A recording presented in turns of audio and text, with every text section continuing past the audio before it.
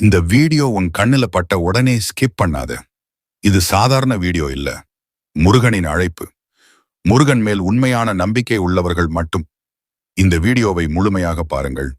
வரப்போகும் ஏப்ரல் 1 தேதி பங்குனி உத்திரம் வர இருக்கிறது.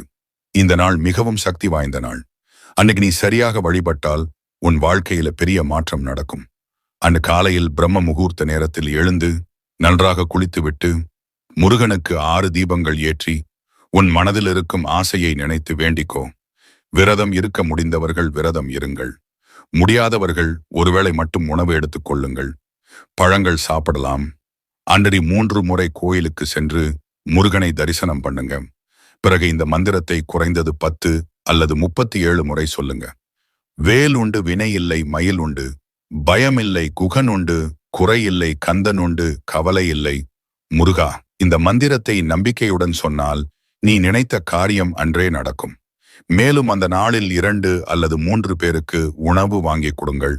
அப்படி சென்றால் உங்க பண பிரச்சனை குறையும், கடன் சுமை குறையும், குடும்பத்தில சந்தோஷம் வரும், பிள்ளைகள் படிப்பில் முன்னேற்றம் அடைவார்கள்.